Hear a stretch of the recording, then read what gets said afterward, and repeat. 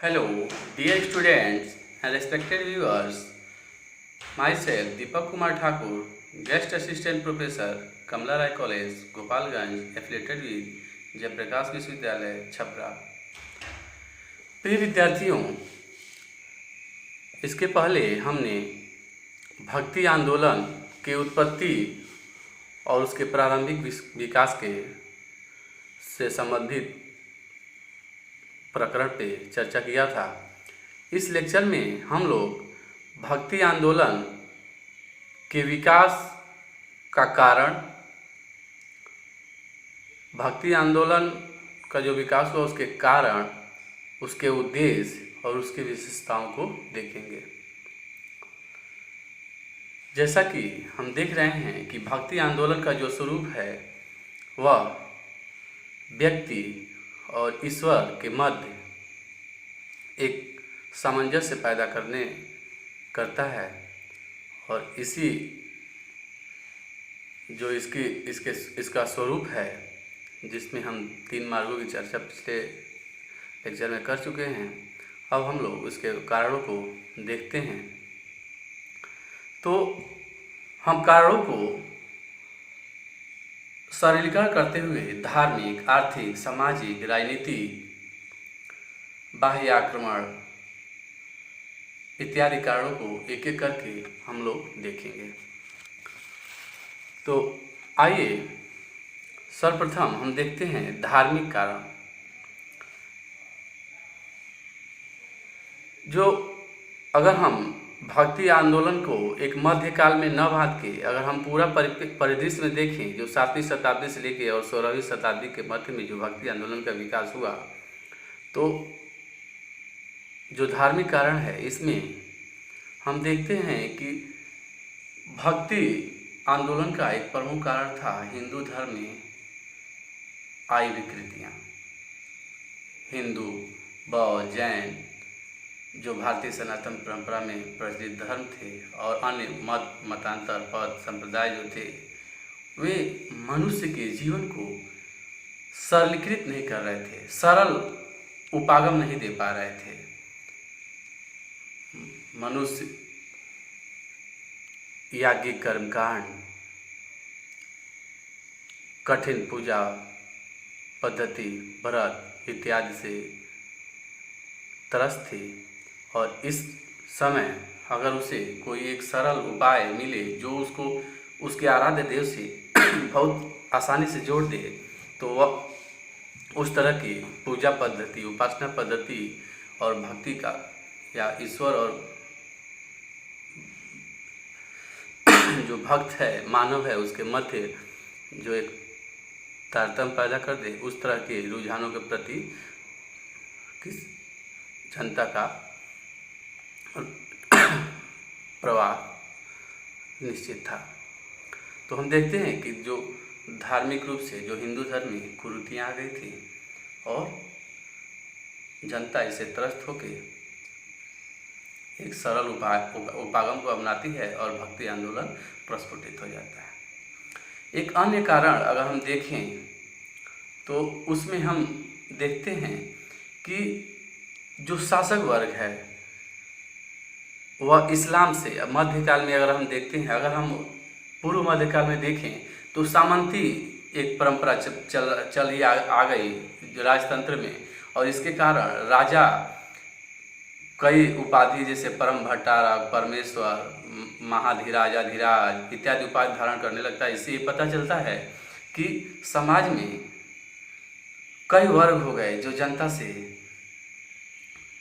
कर उगाही करते थे, तो इसके कारण जनता प्रताड़ित होती थी और वह एक इन मानसिक, आर्थिक इत्यादि क्लेशों से एक अलग तरह का मानसिक संतुष्टि जो उसकी आध्यात्मिक उन्नति में लाभदायक होता, उसको वह अपनाती और इसी रूप में भक्ति आंदोलन को अपनाई।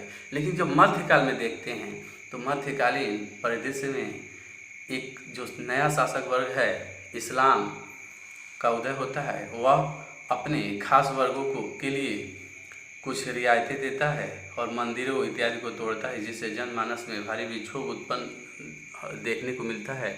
इसके कारण भी भक्ति आंदोलन का प्रस्फुटन हुआ।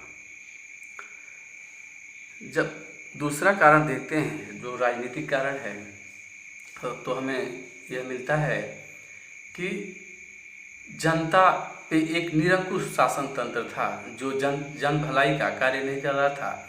और जब जन भलाई का कार्य राजा न करे, निरंकुश हो और केवल युद्धों में इत्यादि में साम्राज्य विस्तार में लगा रहे, तो स्वाभाविक है कि जनता की को जन धन इत्यादि की हानि हो और वो अलग एक विकल्प को तलाशे, और इसी रूप में भक्ति आंदोलन का प्रस्फुटन हो गया।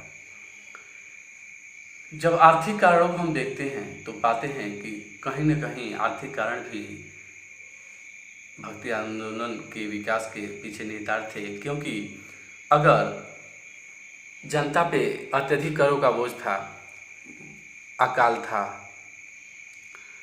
और बहुत सारी विपदाएं थीं, जिसके कारण जन सामान्य का जो जीवन बहुत सुलभ नहीं था, और उसमें अगर राजा और सुल्तान या सामंत अत्यधिक कर लगाते थे तो जनता जो है आर्थिक प्रताड़ना झेल रही थी। और इस रूप में अगर वह एक सरल मार्ग जो कि उसके जो जीवन की जो समस्याएं हैं उसे छुटकारा दे, तो उस तरह की भावना जो के तरफ उसका झुकाव बढ़ा, और इस रूप में भी भक्ति आंदोलन का विकास देखने को मिलता है। धार्मिक, राजनीतिक, आर्थिक के बाद अगर हम सामाजिक कारण देखें तो सामाजिक कारण में अगर देखते हैं, इस समय समाज में बहुत सारी कुरीतियाँ जैसे सती प्रथा इत्यादि प्रचलित थी।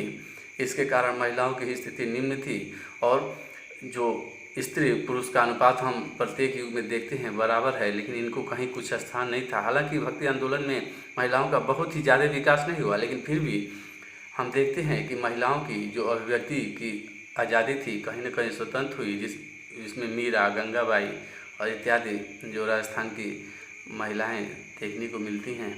या हम प्रारंभिक काल में अंडाल नामक जो अलवार संत थी, इन सब को देखते हैं तो इससे लगता है कि महिलाओं के या मानव के विकास का बात भक्ति आंदोलन में निहित था, जिसके कारण भक्ति आंदोलन का विकास हुआ। एक अन्य सामाजिक समस्या देखते हैं, उच्च नीच, जाति भेद। समाज में बहुत तरह की जो समाज में जाति भेद बहुत ही बहुतायत रूप से विद्यमान था और उच्च नीच की भावनाएं थीं, और इसके कारण जनता प्रताड़ित हो रही थी। इसी तरह कुछ ऐसी जातियाँ थी जिसे छुआछूत, जिसे अंत्य समझा जाता था, यानी कि एक सवर्ण था जिसमें 4 वर्ग थे, तो उसमें वैश्य और शूद्र की स्थिति निम्न थी। एक अवर्ण था जिसका कोई वर्ण ही नहीं था, और एक स्त्रियाँ, इतनी जो अवर्ण हैं, स्त्रियाँ हैं या वैश्य शूद्र हैं, इनको अपनी सामाजिक समानता का हमेशा ही चाह रहती थी, और इसके कारण भी आंदोलन, भक्ति आंदोलन का स्वरूप विकसित हुआ, इसे हम देखते हैं। अब ये जो कारण हैं जो भक्ति आंदोलन के, इसमें एक और कारण हम जोड़ सकते हैं, बाह्य आक्रमण। भारतीय जनमानस हमेशा से चूँकि भारत प्रारंभिक काल से ही सोने की चिड़िया के रूप में इसकी चर्चा बहुत दूर दूर तक थी।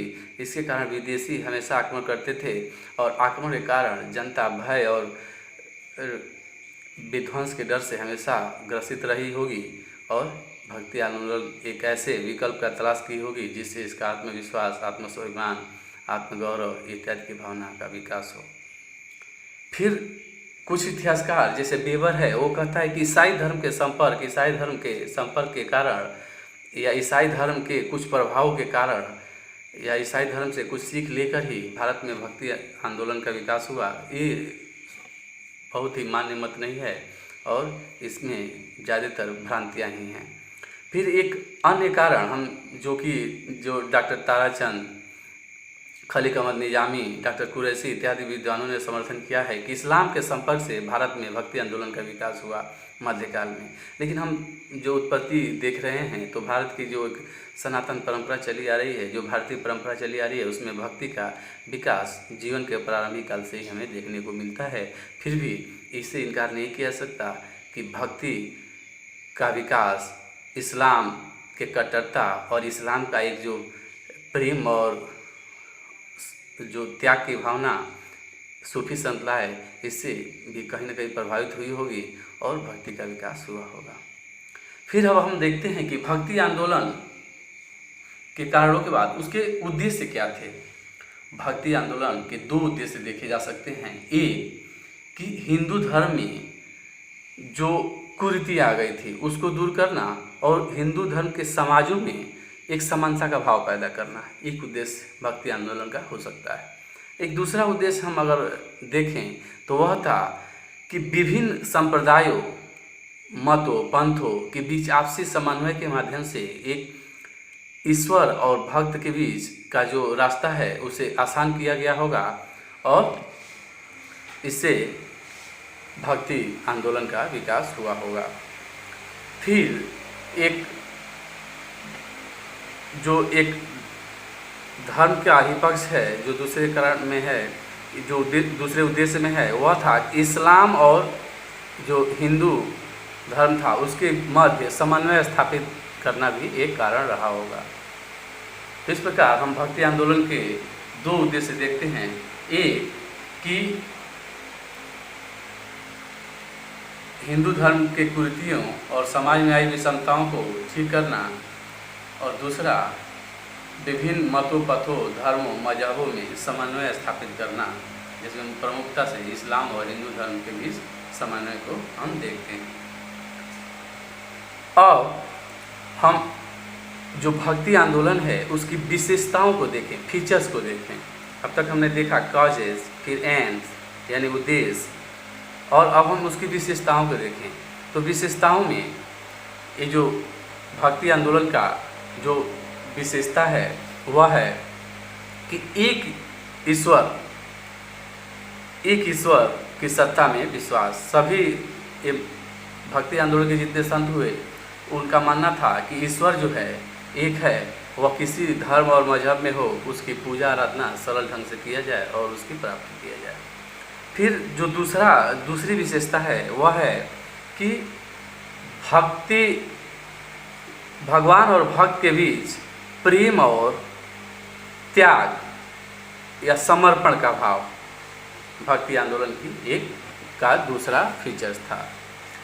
जो एक अन्य विशेषता देखते हैं कि हरि नाम का या सत्य नाम या सच्चा नाम या भगवान के नामों का जप, जिसमें भक्त अपने भगवान के नामों का सरल तरीके से जप करता है और अपना आराध्य देव से सामंजस्य स्थापित करता है।